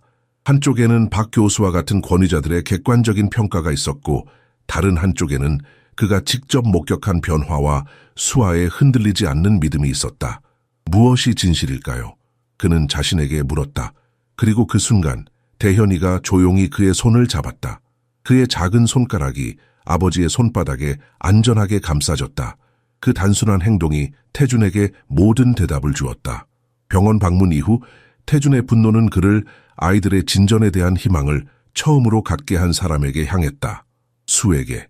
그가 집에 돌아왔을 때 그의 마음은 혼란스럽고 상처받은 상태였다. 태준은 자신의 서재에 들어가 문을 닫았다. 그는 몇 시간 동안 그곳에 머물렀고 저녁이 깊어졌다. 저녁 식사 시간이 지나고 아이들이 잠이 들었을 때 태준은 마침내 서재에서 나왔다. 그의 눈은 지치고 충혈되어 있었다. 그는 수아의 방을 향해 걸었고 문 앞에서 망설였다. 그의 손이 떨리는 것을 느꼈다. 그는 깊게 숨을 들이마시고 부드럽게 노크했다. 수아가 문을 열었다. 그녀는 이미 잠옷차림이었고 머리는 느슨하게 묶여 있었다. 그녀의 눈에는 피로가 깃들어 있었지만 그녀는 태준을 보고 놀라움과 경계심을 담아 바라보았다. 회장님, 그녀가 말했다. 무슨 일이신가요? 태준은 말없이 그가 들고 있던 봉투를 내밀었다. 그것은 오래된 것처럼 보였고 가장자리는 누렇게 변색되어 있었다. 봉투는 봉인되어 있었지만 보낸 적은 없었다. 이건 그가 마침내 입을 열었다. 내가 오래전에 수민에게 쓴 편지야. 하지만 절대 보내지 않았지. 수아의 눈이 커졌다. 저에게 이걸 주시는 이유가 읽어봐 주세요. 태준이 말했다. 그의 목소리는 부드러웠다. 제발. 수아는 조심스럽게 봉투를 받아들었다. 태준은 고개를 끄덕이며 그녀가 읽기를 기다렸다. 수아는 천천히 봉투를 열고 접힌 종이를 꺼냈다. 그녀는 방 안으로 들어와 태준에게 앉으라고 제안했다. 그들은 창가 근처의 작은 탁자에 마주 앉았다. 수아는 조심스럽게 편지를 펼쳤다. 잉크는 약간 발해 있었지만 태준의 단정한 필체는 여전히 선명했다. 그녀는 숨을 깊이 들이마시고 읽기 시작했다. 사랑하는 수민에게 이 편지가 당신에게 닿을 수 없다는 것을 알고 있습니다. 하지만 나는 써야만 했습니다. 당신이 떠난 지 이제 2주가 지났습니다. 매일 밤 나는 깨어 있습니다. 숨을 쉬기가 어렵습니다. 세상은 계속해서 움직이지만 나는 멈춰 있는 것 같습니다. 우리 아이들은 아름답습니다. 대현이는 당신의 눈을 가졌고 대성이는 당신의 입술을 가졌습니다. 그들은 당신의 사진을 볼 수 없습니다. 아직은 언젠가 내가 그들에게 당신에 대해 이야기할 수 있을 만큼 강해지면 모든 것을 알려주겠습니다. 얼마나 당신이 그들을 사랑했는지, 얼마나 우리가 그들을 기다렸는지. 의사들은 아이들이 들을 수 없다고 합니다. 난청이라고요. 하지만 그들이 울 때 나는 당신의 목소리를 듣는 것 같습니다. 그리고 그것은 너무 아파요. 때로는 그들을 안을 수 없습니다. 왜냐하면 그들이 당신을 너무 많이 닮았기 때문입니다. 내가 나쁜 아버지인가요? 내가 그들을 충분히 사랑하지 않는 것인가요? 나는 그들을 사랑합니다. 수민아. 하지만 그 사랑이 너무 고통스럽습니다. 당신이 없는 이 세상에서 어떻게 살아야 할지 모르겠습니다. 당신은 항상 더 강한 사람이었습니다. 당신은 항상 웃음을 찾는 사람이었고 나는 항상 걱정하는 사람이었죠. 이제 내가 웃음을 찾아야 합니다. 아이들을 위해서. 하지만 어떻게 해야 할지 모르겠습니다. 약속합니다. 수민아. 내가 할 수 있는 모든 것을 다 하겠습니다. 아이들을 보호하겠습니다. 그들이 필요한 모든 것을 제공하겠습니다. 그들이 행복하도록 최선을 다하겠습니다. 하지만 당신이 여기 있었으면 좋겠습니다. 우리와 함께 어떻게 해야 할지 알려주기 위해 당신을 영원히 사랑합니다. 태준 드림. 수아는 마지막 단어를 읽고 나서도 한동안 편지를 바라보았다. 그녀의 눈에는 눈물이 고여 있었다. 그녀는 천천히 편지를 접고 다시 봉투에 넣었다. 방 안은 고요했고 오직 가끔씩 바람이 창문을 스치는 소리만 들렸다. 이제 이해하실 수 있나요? 태준이 마침내 침묵을 깼다. 왜 내가 모든 것을 어렵게 만들었는지요? 수아는 고개를 끄덕였다. 네, 그녀가 부드럽게 말했다. 이해해요. 나는 그들을 실망시키고 싶지 않았어요. 태준이 계속했다. 내가 충분하지 않을까봐 두려웠어요. 수민이 항상 아이들에게 웃음과 음악과 색채를 가져다 줄 수 있었을 텐데 나는 할 수 없었어요. 그래서 그저 그들을 보호하는 것에 집중했죠. 위험으로부터, 실망으로부터, 상처로부터. 하지만 그 과정에서 내가 그들을 삶으로부터 보호하고 있었던 거예요. 당신은 당신이 할 수 있는 최선을 다했어요, 회장님. 수아가 말했다. 당신은 좋은 아버지예요. 태준은 쓴웃음을 지었다. 아니요, 아니었어요. 하지만 이제부터는 그럴 수 있기를 바랍니다. 그는 깊게 숨을 내쉬었다. 오늘 병원에서 내가 화를 낸 것은 당신 때문이 아니었어요. 그것은 나 자신에 대한 것이었습니다. 내가 이렇게 오랫동안 놓치고 있던 것에 대한 분노였죠. 수아는 망설이다가 조심스럽게 태준의 손 위에 자신의 손을 올렸다. 그것은 공식적인 한국 사회에서는 대담한 행동이었지만 이 순간에는 적절하게 느껴졌다. 회장님 수민 씨가 여기 계셨다면 그녀는 당신을 자랑스러워했을 거예요. 당신이 쌓은 제국 때문이 아니라 당신이 여전히 여기 있기 때문에요. 여전히 노력하고 있기 때문에요. 태준의 눈에 눈물이 고였다. 어떻게 알지요? 그는 속삭였다. 수아는 편지를 가리켰다. 그녀가 당신을 사랑했기 때문이에요. 그리고 사랑은 언제나 희망을 믿습니다. 아침은 봄의 부드러운 감촉을 품고 있었다. 그 변화는 너무 미묘해서 강저택의 누구도 감히 소리내어 말하지 않았다. 창문을 통해 들어오는 햇살은 따뜻했고 부엌에서는 진 여사가 아침 식사를 준비하는 소리가 들려왔다. 수아는 며칠 전부터 정원 활동을 조심스럽게 계획해왔다. 그녀는 뒷마당에 화려한 리본들을 길게 늘어뜨려 놓았다. 각 리본은 나무 막대기에 고정되어 부드러워진 땅에 꽂혀 있었다. 빨간색, 노란색, 파란색, 초록색, 마치 작은 발걸음을 초대하는 경이로움의 길처럼.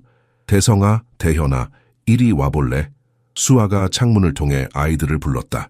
아이들은 호기심 어린 눈으로 그녀를 바라보았다. 태주는 거실에 서서 그 광경을 지켜보았다.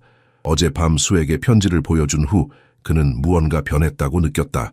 마치 오랫동안 그의 가슴을 짓누르던 무거운 돌이 조금 움직인 것 같았다. 숨쉬기가 조금 더 쉬워진 것 같았다. 뭘 하는 거예요? 그가 수에게 물었다.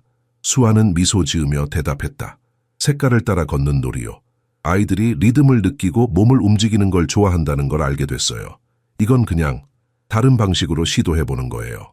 태주는 고개를 끄덕였다. 예전 같았으면 그는 이런 비구조적인 활동을 못마땅해 했을 것이다. 하지만 지금은 달랐다. 그는 기꺼이 수아의 직감을 신뢰하고 싶었다. 아이들은 수아와 함께 뒷마당으로 나갔다. 태주는 베란다에 서서 지켜보기로 했다.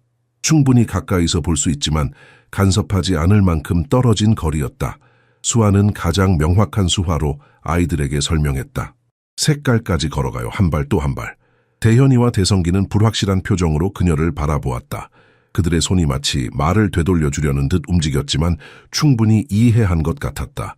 이것은 규칙이나 치료에 관한 것이 아니었다. 그저 놀이였다. 오늘 아침 놀이는 충분했다. 대성기가 먼저 앞으로 나섰다. 그는 약간 흔들리며 균형을 잡기 위해 팔을 휘둘렀다. 대현이가 조심스럽게 뒤따랐고 어깨 너머로 수아를 바라보았다. 수아는 단지 조용한 미소와 엄지손가락을 들어 보일 뿐이었다. 그들은 천천히 움직였다. 자신의 몸에 불확실하면서도 각 발걸음은 태준에게 천둥소리처럼 들렸다. 전문가도 없고 차트도 없고 줄자도 없었다. 단지 색의 길을 따라 비틀거리며 걸어가는 두 작은 소년, 균형을 잃으면 웃고 아무도 시키지 않아도 다시 일어서는. 그들의 웃음은 진짜였고 그들의 목소리는 침묵에 갇혀 있었지만 그 어느 때보다 선명했다. 태주는 베란다에서 내려와 잔디 위로 조심스럽게 걸어갔다. 그는 한국의 전통적인 사업가로서 항상 정장 차림이었다. 하지만 오늘 아침 그의 맞춤 양복 바지가 아침 이슬로 젖는 것은 중요하지 않았다. 그는 천천히 아이들을 놀라게 하지 않도록 접근했다. 대현이가 갑자기 돌아서서 그를 바라보았을 때 그의 눈에는 두려움이 없었다. 수줍음도 없었다. 대신 그는 두 손을 들어 최선을 다해 수화로 말했다. 아빠, 오세요. 태준의 폐에서 숨이 빠져나갔다. 마치 그가 찔린 것처럼 고통으로가 아니라 무언가 더 크고 더 순수한 것으로. 그것은 명령이 아니었다. 간청도 아니었다. 초대였다. 그리고 태준, 그의 영혼이 자신의 아이들보다 더 오랫동안 침묵에 쌓여 있었던 태준은 한 걸음을 내디뎠다. 그는 걷지 않았다. 그는 달렸다. 사업가의 품이나 세상이 그에게 기대하는 우아함도 없이 그는 아버지로서 달렸다. 자녀들을 그들의 기쁨이 살아 숨쉬는 땅에서 만나기 위해 필사적으로 무릎을 꿇고 팔을 벌려 그는 그들을 자신의 가슴에 안았다. 대현이의 손가락이 그의 셔츠에 얽혔다. 대성이는 이마를 아버지의 쇄골에 기댔다. 그는 언제 흐느낌이 새어나왔는지 확신할 수 없었지만 그것은 날 것이고 통제되지 않은 채로 왔다. 시작과 끝이 명확하지 않은 종류의 울음이었다. 그는 멈추려고 하지 않았다. 아이들 중 누구도 그 소리에 움츠러들지 않았다. 오히려 그들은 마치 이것이 때로는 사랑의 모습임을 이해하는 듯 더 가까이 다가왔다. 엉망이고 시끄럽고 불완전하고 인간적인. 태주는 한 명씩 그들의 이마에 입맞춤을 하고 반복해서 사랑해라는 수화를 보였다. 그들이 알지 못할까 봐가 아니라 그가 말해야 했기 때문에, 그들이 보고 느끼고 영원히 간직하기를 바랐기 때문에. 수아는 몇 미터 뒤에 서 있었다. 그녀의 손은 가슴에 눌려 있었다. 그녀는 움직이지 않았고 끼어들지 않았다. 그녀의 눈은 빛났지만 그녀의 표정은 단지 고요함을 유지했다. 증인이 되는 것, 방해하지 않는 것. 그녀는 이것이 그녀가 들어갈 순간이 아니라 존중할 순간임을 깊이 이해했다. 그러나 그녀 없이는 이 순간이 존재하지 않았을 것이다. 태주는 아이들의 머리 위로 그녀를 바라보았고 그들의 시선은 조용한 경의로 마주쳤다. 고마워요. 그가 입 모양으로 말했다. 소리는 나오지 않았지만 그 의미는 그녀에게 닿았다. 수아는 부드럽게 미소 지었다. 그녀의 눈에는 눈물이 고였지만 그녀는 이 순간이 슬픔이 아닌 희망의 순간임을 알았다. 이것은 끝이 아니었다. 시작이었다. 긴 여정에 많은 도전과 좌절이 있을 여정의 시작. 하지만 무엇보다도 그것은 함께하는 여정이 될 것이다. 대성이가 갑자기 아버지의 팔에서 빠져나와 수아를 향해 달려갔다. 그는 그녀의 다리를 붙잡고 얼굴을 들어 올려 바라보았다. 그의 작은 손이 움직여 단어를 형성했다. 함께. 수아는 무릎을 꿇어 그의 눈높이에 맞췄다. 네, 대성가. 그녀가 속삭였다. 우리 모두 함께. 태주는 대현이의 손을 잡고 일어섰다. 그들은 네 사람이 함께 색깔 리본의 길을 따라 걸었다. 한 걸음 또 한 걸음 봄의 햇살 아래에서 색깔 리본 길을 따라 걷던 네 사람은 정원 중앙의 작은 벚나무 아래에 도착했다. 이 나무는 수민이 태준과 처음 만났을 때 심었던 것이었다. 아직 꽃은 피지 않았지만 작은 본고리들이 가지에 맺히기 시작했다. 태준은 문득 멈춰 서서 나무를 바라보았다. 그는 마지막으로 이 나무에 주의를 기울인 것이 언제였는지 기억하지 못했다. 그것은 너무나 많은 기억을 담고 있어서 아프게 느껴졌다. 하지만 지금 아이들의 작은 손을 잡고 있는 그에게 그 고통은 더 이상 숨 막히는 것이 아니라 따뜻한 것으로 느껴졌다. 여기서 쉴까? 태준이 제안했다. 그는 잔디 위에 앉았고 아이들도 그를 따라했다. 대성이는 그의 무릎 위로 올라왔고 대현이는 그의 옆에 바짝 붙어 앉았다. 수아는 그들 앞에 앉아 그들이 형성한 작은 원을 완성했다. 봄바람이 부드럽게 불어왔고 대현이의 머리카락을 살짝 흔들었다. 태주는 자신의 손이 더 이상 떨리지 않는다는 것을 깨달았다. 그는 평온함을 느꼈다. 5년 만에 처음으로. 알고 있니? 태준이 조용히 말했다. 이 나무는 너희 어머니가 심은 거야. 우리가 처음 만났을 때 그녀는 이 집에 생명이 필요하다고 했어. 대선기가 고개를 들어 아버지를 바라보았다. 그의 작은 눈이 호기심으로 빛났다. 그녀는 항상 옳았어. 태준이 계속했다. 이 집은 생명이 필요했어. 웃음이, 음악이, 무질서가 필요했지. 그리고 너희들이 바로 그 생명이야. 그가 말하는 동안 수아는 조용히 수아로 그의 말을 통역했다. 아이들은 그녀의 손을 주시하며 때때로 고개를 끄덕였다. 나는 너희를 보호하려고 했어. 태준이 목이 메어 말했다. 하지만 그 과정에서 내가 너희를 가두고 있었다는 것을 몰랐어. 내 두려움 안에, 내 상처 안에. 미안하다, 대현아, 대성아. 아빠가 정말 미안해. 대현이가 갑자기 일어나 아버지의 얼굴을 손으로 감쌌다. 그의 작은 손가락이 태준의 뺨에 맺힌 눈물을 닦았다. 그의 눈에는 어린아이의 것이라고 믿기 어려운 깊은 이해가 담겨 있었다. 대성이도 그의 형을 따라 일어나 아버지의 다른 쪽 뺨에 손을 댔다. 두 아이 모두 그들의 방식으로 말하고 있었다. 용서, 사랑, 이해, 모두 말 없이. 태주는 아이들을 자신의 가슴에 꽉 안았다. 그는 더 이상 자신의 감정을 억누르려고 하지 않았다. 그는 눈물이 흐르게 두었다. 그는 아이들이 자신의 심장 박동을 느낄 수 있기를 바랐다. 그들이 얼마나 사랑받고 있는지 알기를 바랐다. 수아는 자리에서 일어나 몇 걸음 물러났다. 이것은 그녀가 개입할 순간이 아니었다. 그러나 태준이 고개를 들어 그녀를 바라보았을 때 그의 눈에는 부탁이 담겨 있었다. 수아 씨, 부탁이 있어요. 그가 말했다. 우리와 함께 해주세요. 당신은 우리 가족의 일부예요. 수아의 눈에 눈물이 고였다. 그녀는 고개를 끄덕이며 조심스럽게 그들 옆에 무릎을 꿇었다. 대선기가 한 손을 뻗어 그녀의 손을 잡았다. 대현이도 같은 일을 했다. 그들은 함께 작은 원을 이루었다. 가족. 비전통적일지 모르지만 그럼에도 불구하고 진정한 가족. 내가 약속할게. 태준이 갑자기 말했다. 그의 목소리는 강하고 단호했다. 이제부터 우리는 함께 배울 거야. 나는 너희의 언어를 배울 것이고 너희는 나의 언어를 배울 거야. 우리는 서로를 이해하게 될 거야. 약속할게. 그는 대현이와 대선기를 번갈아 바라보았다. 너희 어머니는 항상 내가 너무 일에 빠져 있다고 말했어. 항상 통제하려고 한다고. 그녀가 옳았어. 하지만 이제부터는 달라질 거야. 우리는 함께 웃을 거고 함께 놀고 함께 춤출 거야. 춤? 대선기가 입모양으로 말했다. 그의 눈이 기대감으로 빛났다. 그래, 춤이야. 태준이 웃으며 말했다. 내가 너희에게 얘기하지 않았지만 너희 어머니와 나는 대학 댄스 동아리에서 만났어. 그녀는 항상 내가 세상에서 가장 못 춤추는 사람이라고 놀렸지만 그래도 날 사랑했어.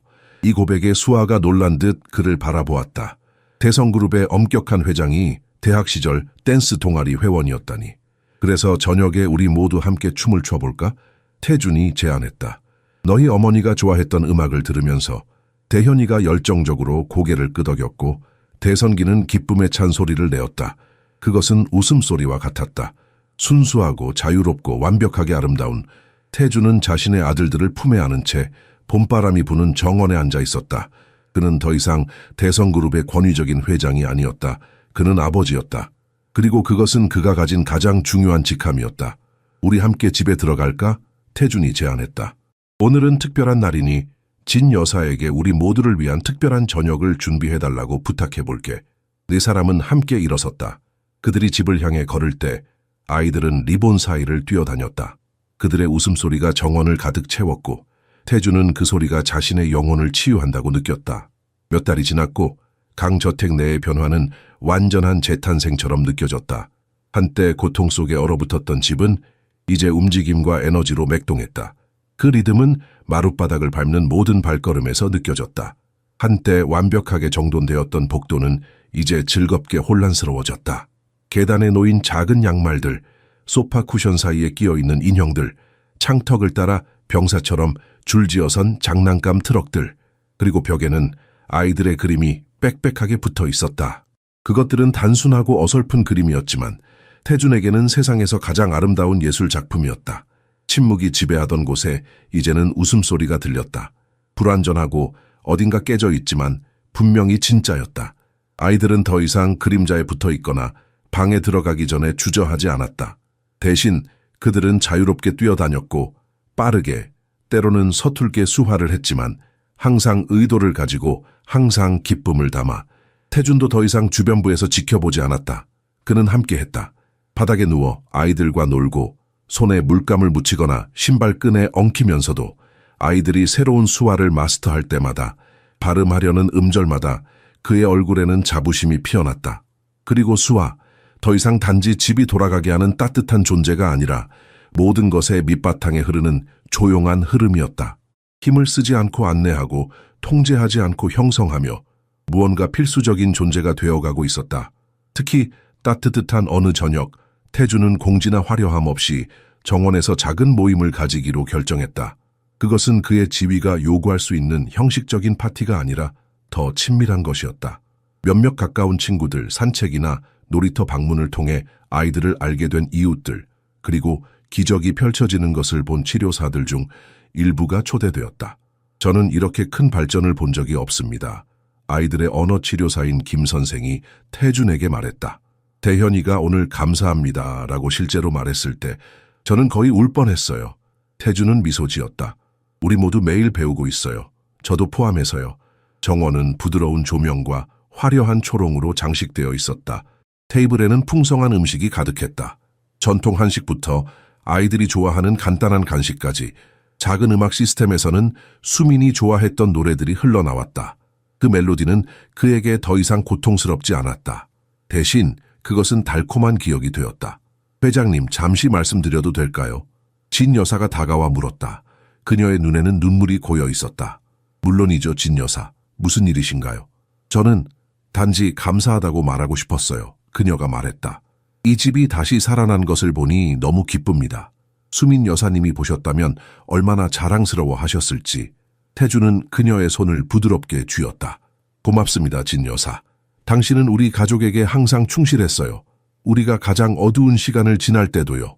대선기가 갑자기 달려와 태준의 다리를 붙잡았다. 아빠 봐요. 그가 기쁨에 찬 목소리로 말했다. 그의 발음은 여전히 불완전했지만 태준은 완벽하게 이해했다. 대성이는 종이를 들고 있었다. 그 위에는 4명의 막대기 사람이 그려져 있었다. 2개의 작은 인물, 하나의 큰 인물, 그리고 긴 머리를 가진 또 다른 인물. 우리 가족이구나, 태준이 말했다. 아주 멋진 그림이야, 대성가. 가족, 대성이가 반복했다. 그의 눈은 자부심으로 빛났다. 태준은 그를 안아 들어올렸다. 그는 아들의 이마에 키스했고 다른 손으로는 달려오는 대현이를 맞이했다. 네, 우리는 가족이야. 그가 확인했다. 그는 정원 반대편에 서 있는 수아를 바라보았다. 그녀는 게스트들과 대화하고 있었고 가끔씩 웃음소리가 밤 공기 속에 울려 퍼졌다. 그는 지난 몇 달 동안 그녀를 더 잘 알게 되었다. 그녀의 꿈과 희망, 그녀의 따뜻함과 결단력, 그녀는 자신의 역할 이상의 일을 했다. 그녀는 그들의 세계를 변화시켰다. 수아 씨, 태준이 불렀다. 그녀가 고개를 돌려 그를 바라보았다. 이리 와주세요. 그녀는 미소 지으며 걸어왔다. 네, 회장님. 고마워요. 태준이 말했다. 모든 것에 대해 당신이 없었다면 이 모든 것이 가능하지 않았을 거예요. 수아는 부드럽게 웃었다. 제가 한 일은 그저 아이들이 이미 가지고 있던 것을 볼 수 있게 한 것뿐이에요. 모든 기쁨, 모든 사랑, 모든 가능성이 항상 그곳에 있었어요. 태준은 그녀의 말을 생각해 보았다. 그녀가 옳았다. 아이들은 항상 그들 자신이었다. 단지 세상이 그들을 다르게 보았을 뿐이었다. 아니, 그가 그들을 다르게 보았었다. 회장님, 수아가 갑자기 말했다. 제가 아이들에게 무언가 줄 것이 있어요. 괜찮으시겠어요? 태준은 호기심에 고개를 끄덕였다. 수아는 테이블 위에 놓인 작은 가방에서 2개의 작은 상자를 꺼냈다. 그녀는 상자를 열고 2개의 작은 목걸이를 꺼냈다. 각각의 목걸이에는 작은 음표 모양의 펜던트가 달려 있었다. 이것은 너희들을 위한 거야. 그녀가 대현이와 대성이에게 말했다. 음악이 너희를 자유롭게 했으니까 항상 그 자유를 기억하길 바라. 아이들의 눈이 기쁨으로 빛났다. 그들은 목걸이를 만지고 그것을 그들의 작은 손가락 사이에서 돌렸다. 태준이 수에게 고개를 끄덕였고 그녀는 목걸이를 아이들의 목에 걸어주었다. 이제 너희는 항상 음악을 갖고 다니게 될 거야. 그녀가 말했다. 태준은 그의 아이들을 바라보았다. 그들의 얼굴에는 순수한 행복이 빛나고 있었다. 그리고 그 순간 그는 마침내 평화를 찾았다는 것을 알았다. 고통은 완전히 사라지지 않았지만 더 이상 그를 정의하지 않았다. 사랑이 그를 정의했다. 그의 아이들에 대한 사랑, 수민에 대한 기억, 그리고 그들의 삶에 새로운 빛을 가져온 여성에 대한 점점 깊어지는 감정. 이것이 가족이다. 그는 자신에게 생각했다. 혈연으로만 정의되지 않고 함께하는 것, 서로에게 나타나는 것, 심지어 깨졌을 때도 반복해서 나타나는 것으로 정의되는 웃음과 눈물과 음악과 침묵으로 짜인 타페스트리, 그리고 무엇보다도 사랑으로, 끝없고 무조건적인 사랑으로